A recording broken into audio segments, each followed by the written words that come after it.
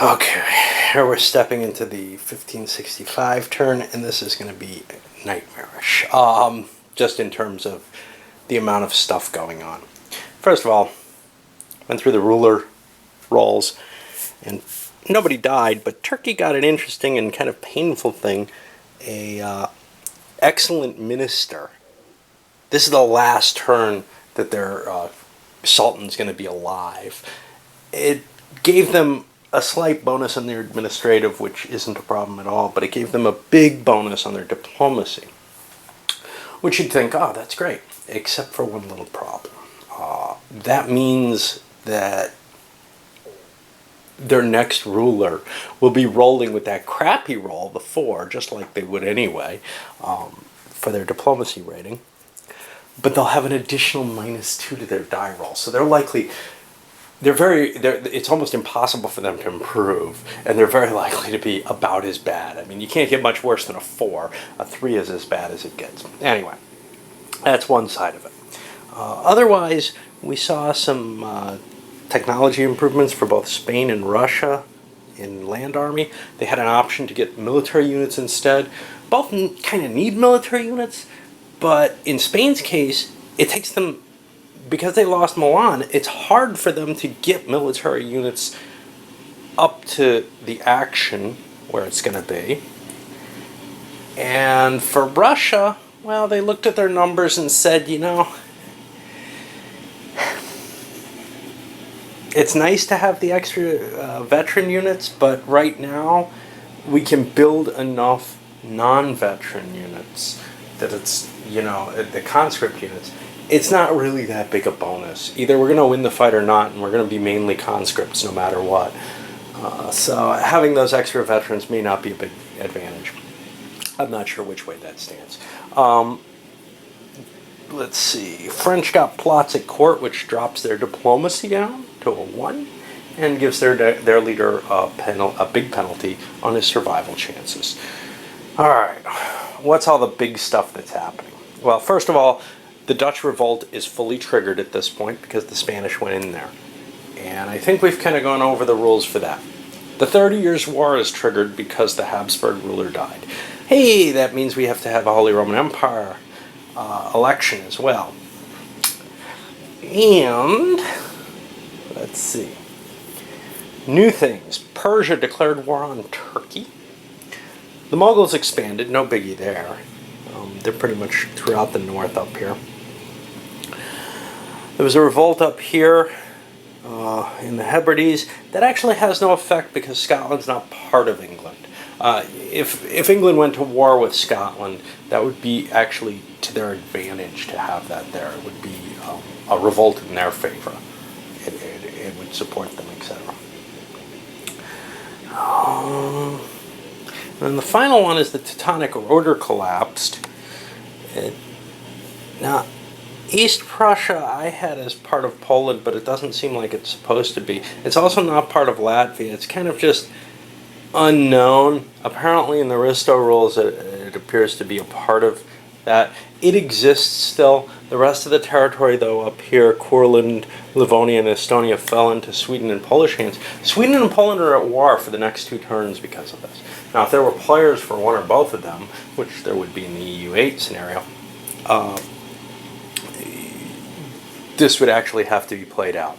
It isn't here, although Russia has the right to declare war on both Sweden and Poland to claim this territory. They sure don't want to do that. They're not in good shape.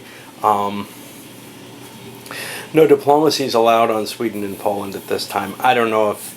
It doesn't look like they're particularly vulnerable, though, if you were to declare war on one of them. So Russia might want to fight one of them, but it doesn't really happen.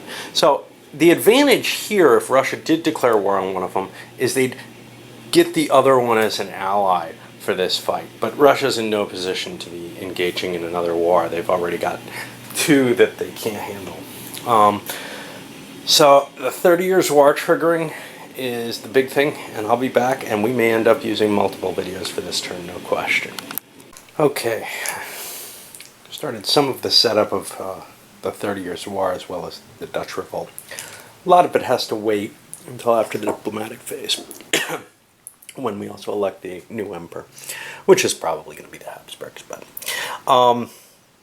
so the first big difference for me is Flanders appears to be a part of the Dutch provinces at this point, which is historically accurate. Looking at the Dutch revolt rules, it doesn't look like there's any situation as there was in Milan where things change hands easily. That's a little disturbing because I think there may have been an opportunity there for one side or the other to have gained more land without it being only applicable through a foreign peace. You'll see there's revolts throughout the Spanish territories. Only Flanders is not in revolt, actually. Everything else is a little, and that actually is also very historical. Not that Flanders wasn't a hotbed of problems, but they were the ones most associated with the Dutch revolt at this point, even though they ended up not being part of Holland eventually. Okay, so that handles them, I guess, as much as I can. The other issue then is the 30 Years' War, and at this point we're in the very early stages. All that's going to happen in this turn is Bohemia has seceded from the Habsburgs and is now part of the Palatinate, or Pfalz. Mansfeld gets pulled out early in the Risto events. I'm not sure how much I like that. You have the same kind of event over here with Akbar showing up. He would be in a play if there were any wars in India at this time.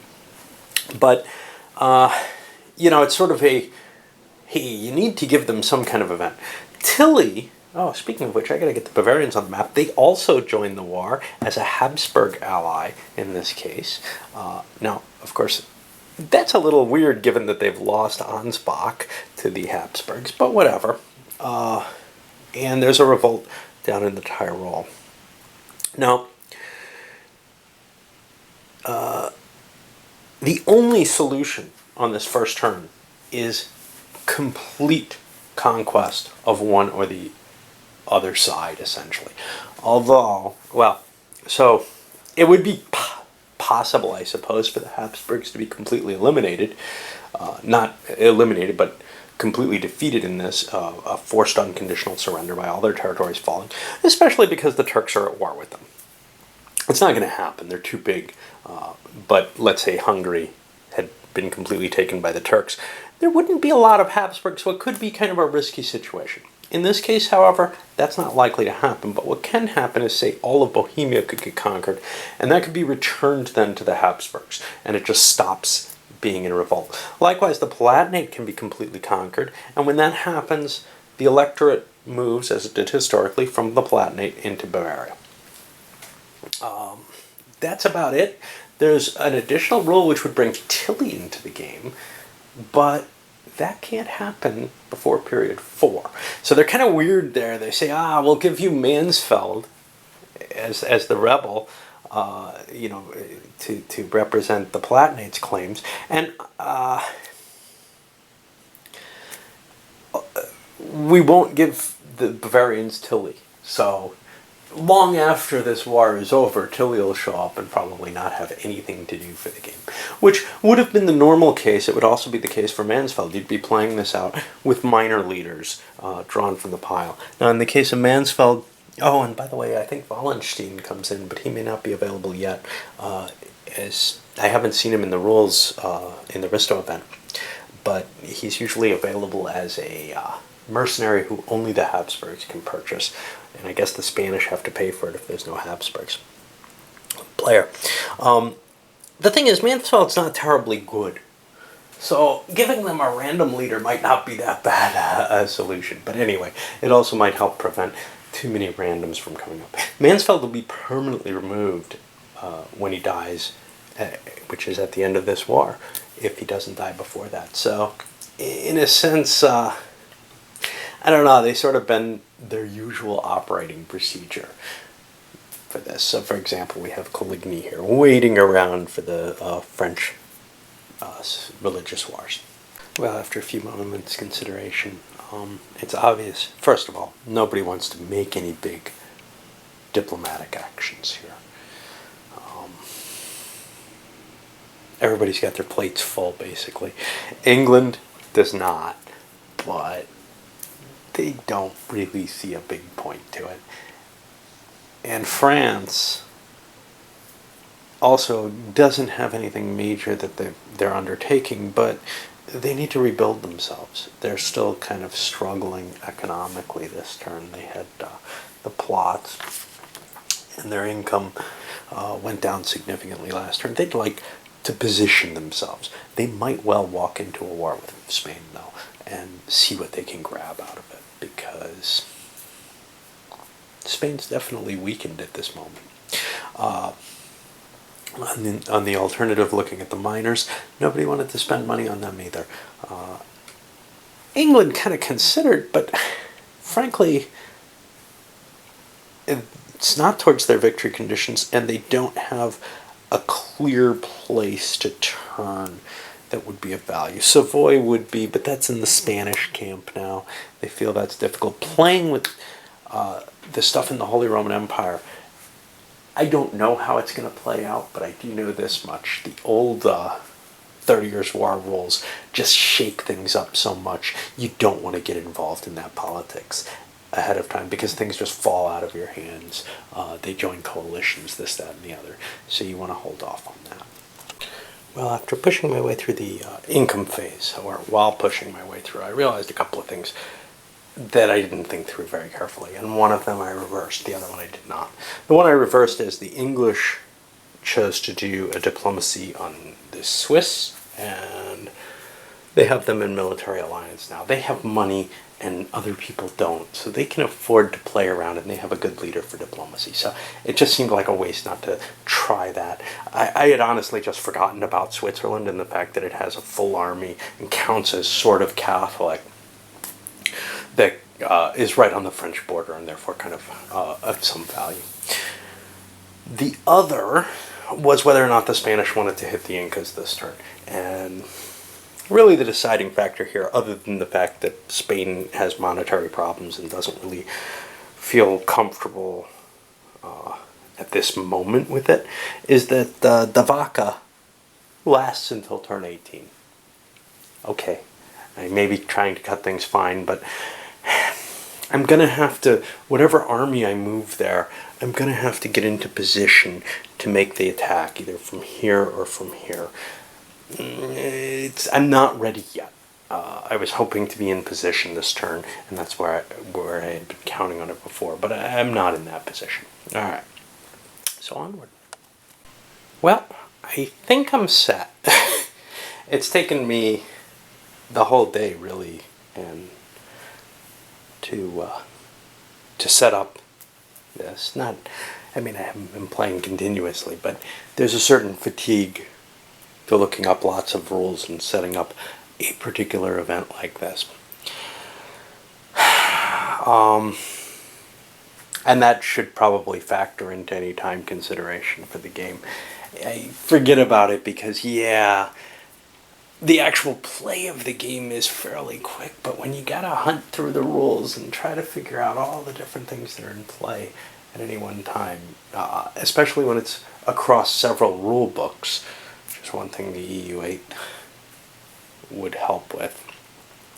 It's in a single document, not entirely translated, not entirely worked out, but anyway. We got all the troops on the board. The Russians are planning on striking into Kazan. The Spanish have to worry because the English know how to get close enough, perhaps, to the Caribbean that they can't ship their gold through that merchants. Well, they could risk it, but there's a good chance that they could just lose it all in that case. So they're going with the gold fleet, and the Dutch also have a possibility. They built a fleet as well. However, those fleets aren't really at risk. The merchant fleet's not at risk, but the Spanish didn't know this when they bought what they bought, because either the Dutch or the English could have bought a privateer. And speaking of which, I really ought to buy one for the Spanish, because they did want one. They weren't allowed a single one. The reason being, they might be able to prey on Dutch shipping, and that's going to just help them. If they can slam the Dutch shipping, they can cut into the Dutch profits, and, well, that's a bigger deal to them than it is to the Spaniards. The only thing that's really a risk for the Spaniards is the gold. Elsewhere, geez. Okay, I lied. I haven't gotten done with my French economics yet. It's gotten hard because I moved 2 of my columns over to the far right. I've never done that before. I've always just replaced. And I kind of lost track of who's who, but I got the French right under here. The French are going to build up their army. But anyway, I rolled up all the miners and everything. Spanish had to make some choices because they have a significant number of them in play at this point. He's going to go away soon. But you can see the Palatinate and the Bohemians. Bohemians did a defensive choice, which means they can't really attack outside, but they do get a fortification, which gives them more of a chance of surviving this turn. The Palatinate feels like it's far enough away from the Habsburg forces that it's probably pretty safe. All right. Well, I'll come back after the French if anything significant changes, but I doubt that it will. So otherwise, this is going up.